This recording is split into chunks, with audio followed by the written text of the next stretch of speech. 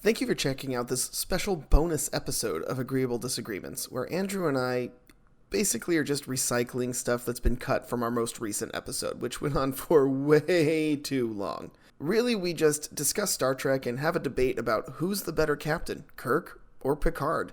And then he brings up some feedback that a lot of listeners apparently think that I'm fairly leftist myself, and I take issue with that. And I'll explain that in this bonus clip. So make sure that you listen through to the end. Thank you for listening in the first place. And have a great night. Or day. Or whatever. I don't know when you're listening to this.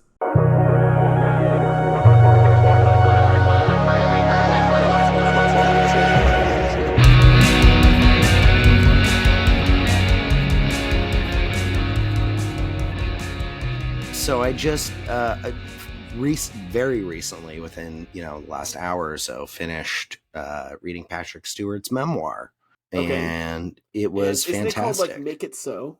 It's called Make It So, which is a reference to, that's a classic Jean-Luc Picard line. But I have been a lifelong Star Trek fan, especially the Next Generation. So this was. So I read a lot of memoirs. Sure. Especially of, celebrities, comedians mostly, but celebrities that I have some kind of parasocial connection with. This has by far been the best one. It was such a phenomenal book and such a,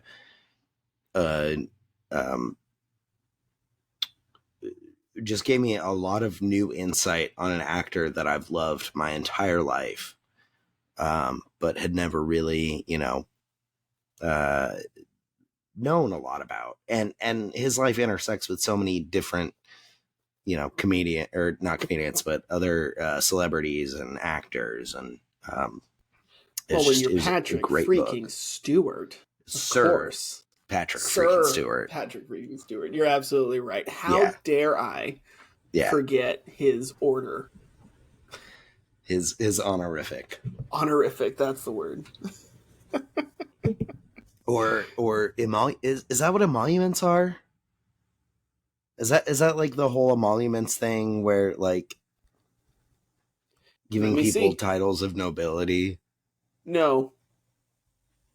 An emolument or emoluments is just a salary, fee, or profit from employment or office. Oh, okay. Wasn't there a thing, though, about Trump violating the emoluments clause by, wanting to, knight his children or something? I don't know. Or maybe that was just about having his children work for him. That might be. It might be working for him, yeah. Yeah. But I don't know about knighting. That's not something we do. Yeah, no, but do you think that would matter to him? Maybe. You're like, oh, now that you're the president, you can give your children these titles of nobility. Do you think that would at all Donald disinterest Jr., you're the best. You're the best knight in shining armor ever. I hereby grant you Duke of Hoboken.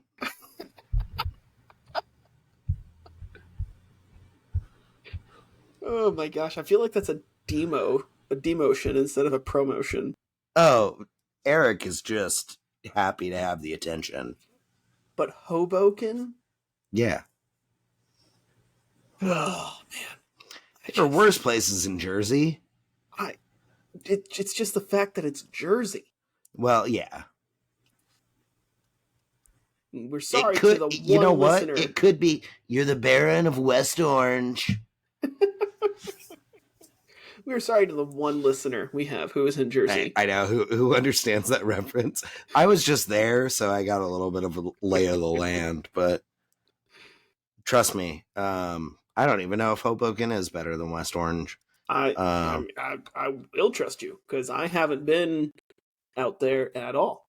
Yeah, they're both at least better than Clifton. Am I right? Yeah, you're right. God. Oh my goodness. Oh man. So you read a lot of memoirs. I've only read one, and then maybe some short memoir samples in a creative writing class. Yeah. Oh wow. not really my thing. Like, I have to, if I'm going to read a memoir, I need to be like invested in that person already. Yeah. Right. So like I read Dave Grohl's memoir because I love Dave Grohl's music Okay. and I think he's hilarious. And so I knew that memoir was going to be freaking Well, hilarious. I mean, obviously I'm a fan of Dave Grohl. Who isn't? He's a fantastic person. I'm not a huge like fan of Foo Fighters or Nirvana or anything. You shut your poor mouth. I mean, I don't dislike them. I just like they Sounds never. like you do. It sounds like they you just do. never clicked with me, so I didn't listen to them a lot. But I've had a lot of friends suggest specifically Dave Grohl's memoir, even It's great. like not being a super fan. I've heard it's very, very good. Yeah, I mean, you can tell with some of it that he's not like a professional writer, and he did have someone help him to write it. But I like that. I like seeing the person it's a come bit more alive raw. on page. Right. But it's, and I don't mean that in a bad way to be like, oh, the writing's terrible. It's just written the way you would talk, which is it's authentic. Fine. Yeah, it's authentic and it's vernacular. Yes. But I mean, just reading that book about how he goes from a guy who is starving in London and then starving in Southern California and lives because he miraculously finds a can of beans that he couldn't find before, kind of thing, living on dollar hot dogs for a week kind of stuff, to Sir Paul McCartney's playing his piano in his house because they had a dinner evening together and went back to his place for after drinks. Like, no, that's very much how I felt with Patrick Stewart's memoir. He, I mean, he grew up a very, very poor, in a very poor household. His father was a regimental sergeant major in the British Army. Basically, from what I could tell, kind of just supported his family off of his military pension.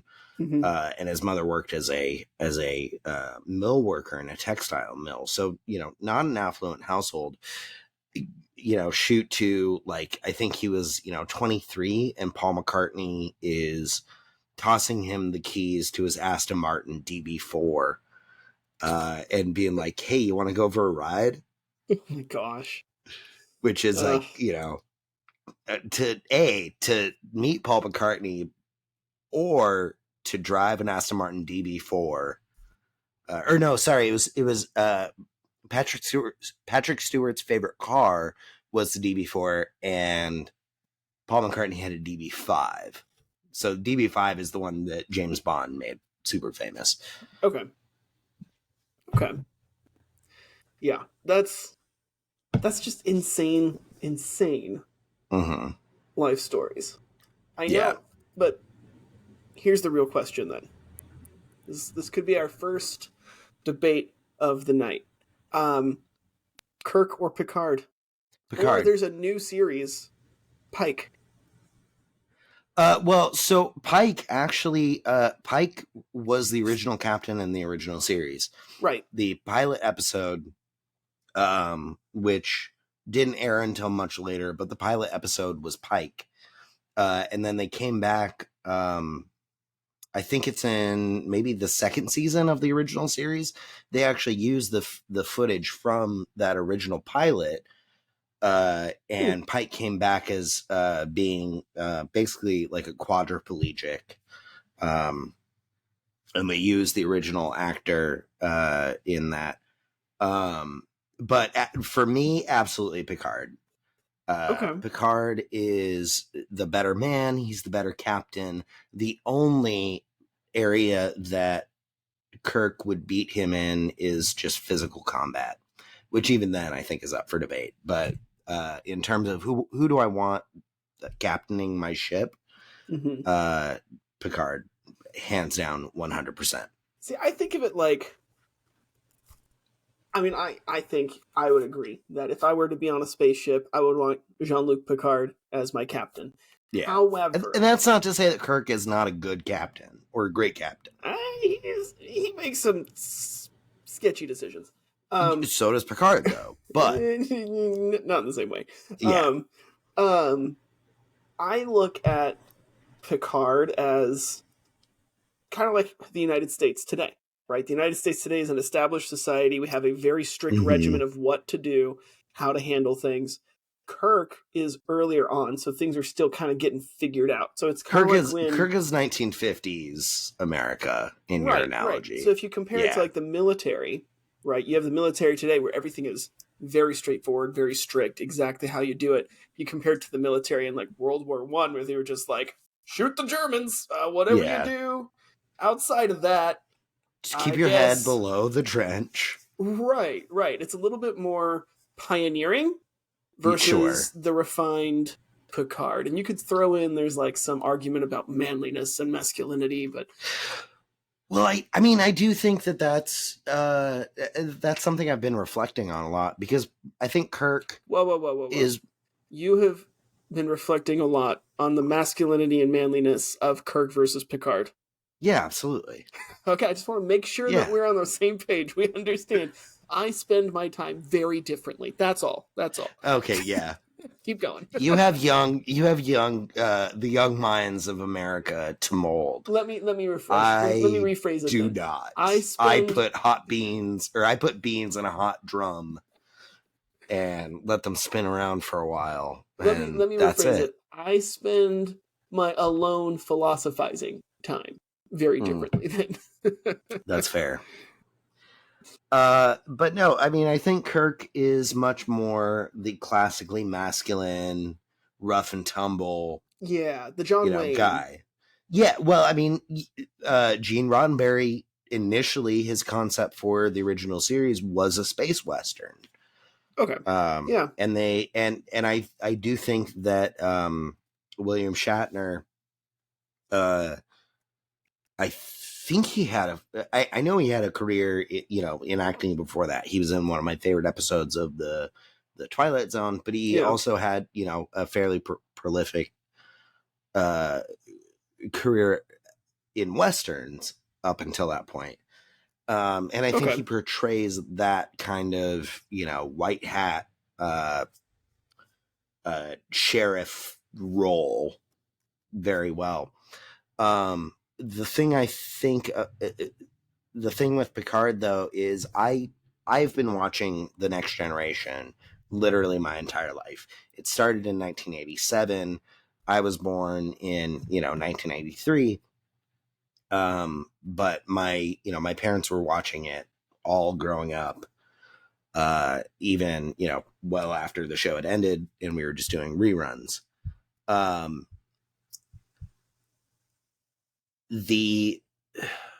attribute a lot of my sense of like what it is to be a man to Jean-Luc Picard, and particularly as Patrick Stewart portrayed him, being, a steadfast, confident person, but empathetic, sensitive, thoughtful, somebody who appreciates art and beauty while still being, very classically strong male figure.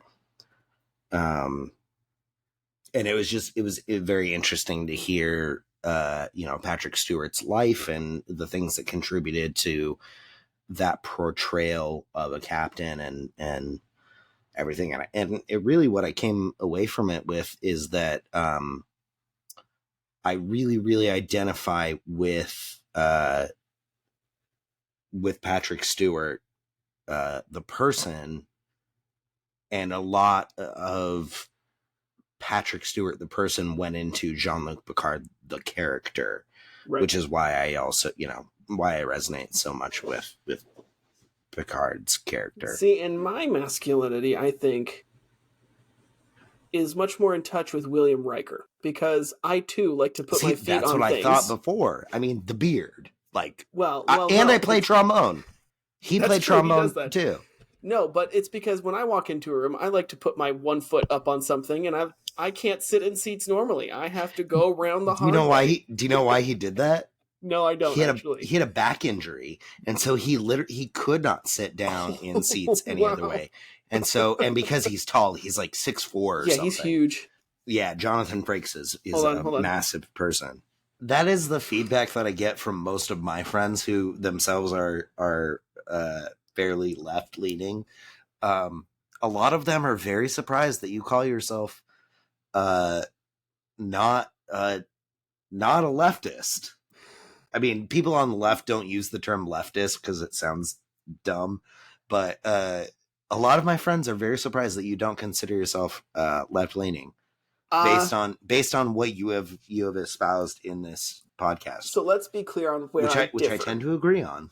Let's be very clear on how I differ with the left on some very key. I think you're a closet issues. Democrat, Cameron. Spending. I do not think the government should be spending nearly as much money as it should on nearly as many things as it should. I think taxation is way out of control. I think that the pro-life, pro-choice debate, I am vehemently pro-life. Right. There are some exceptions that I would make that I think are common sense exceptions, but vehemently pro-life. Now, is that personally or politically? Both. Okay. Both. I am personally pro-life, and I think that I think abortion, especially late-term abortion or mid-term abortion, is killing a child, killing a human being. Which is very few of the abortions that are happening, but still different topic. I would extend that to all abortions. Certainly, yeah. But so definitely that. A lot of social issues. I think the left has the right idea, but they execute them poorly. Yeah. I can agree with some of that, in fact. And then a lot of their rhetoric, highly disagree with. A lot of the left, their stances on LGBTQIA stuff, I think it's fine that we allow people to live their lives and marry who they want, but I think they're pushing it way too much. Interesting. Right. I won't comment any further on that because we'll get into a much longer conversation, but interesting. I would say if I were to give myself any label, I would say I am closest to libertarianism, which has a lot of left views and has a lot of right views.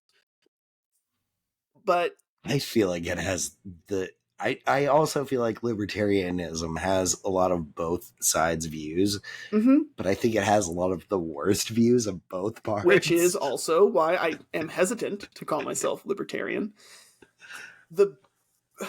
If the term wasn't adopted by the left or by any other political group for another reason, I would call myself pro-choice. Not in the sense of abortion, but in the sense of I feel like you should have the ability to exercise your agency without the government stepping in on the majority of things. That is essentially what libertarianism is. Right, but there's libertarianism and there's the Libertarian Party. And I don't like the party. I'm okay with the theory. So I do not call myself a leftist, but I will gladly say that there are some things that I think the left gets right. Or gets correct. I think that you are more left-leaning than your average right-leaning person. Yes. I like to say that I'm in the middle. You're not in the middle. You're definitely not in the middle. I would say that I lean more to the right mostly because of fiscal issues and some of my personal religious beliefs and how those affect my political beliefs. But you also don't tend to... In terms of your ideology, and I'm saying that to separate it from how you vote. Sure. In terms of your ideology and how you think things should be run, you don't typically allow, from my point of view, your religious point of view to sway you. It depends. You do make a separation.